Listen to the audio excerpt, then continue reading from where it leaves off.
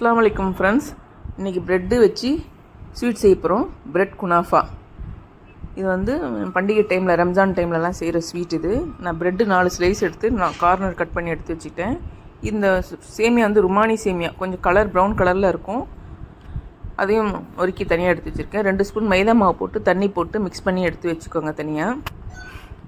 நான் வந்து cheese slice எடுத்திருக்கேன். ஒரு ப்ரெட்டில் சீஸ் ஸ்லைஸு, இன்னொரு ப்ரெட்லேயும் சீஸ் ஸ்லைஸ் போட்டு ரெண்டுத்தையும் ஒன்றா சேர்த்துக்கிட்டேன்.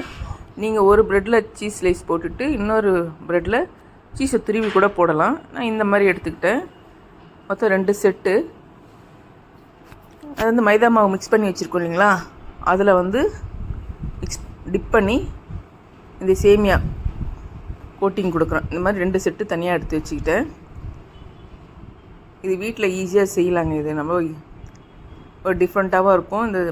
நம்ம இந்த எக்ஸிபிஷன்லாம் போனீங்கன்னா இந்த மாதிரி ஸ்வீட்லாம் கிடைக்கும். ஒரு பாத்திரத்தில் தண்ணியும் சர்க்கரையும் குங்குமமும் போட்டு நல்லா காய்ச்சிருக்கேன். இந்த குலாப் ஜாமுன் செய்வோம்ல அந்த மாதிரி.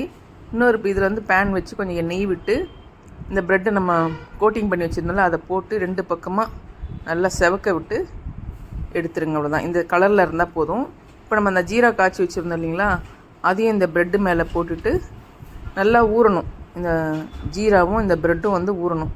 மேலே அந்த சேமியா இருக்கிறதுனால இங்கே கிறிஸ்பியாக இருக்கும், உள்ளே சாஃப்டாக இருக்கும். ப்ரெட் குனாஃபான்னு சொல்லிட்டு ரொம்ப ஈஸியான மெத்தடு தான். வீட்டில் இந்த ஃபங்க்ஷனுக்கு ஃப்ரெண்ட்ஸு யாராவது வந்தாங்கன்னா அந்த டைமுக்கு இது செய்யலாம். நான் வந்து பிஸ்தா கட் பண்ணி அது மேலே சும்மா டெக்கரேட் பண்ணி வச்சுருக்கேன். ரொம்ப ஈஸியான ஒரு ஸ்வீட்டு. நாங்கள் ரம்ஜானுக்கு செஞ்சோம். அது சும்மா 2 மட்டும் வீடியோவாக எடுத்து உங்களுக்கு காமிச்சிருக்கேன். Thank you friends.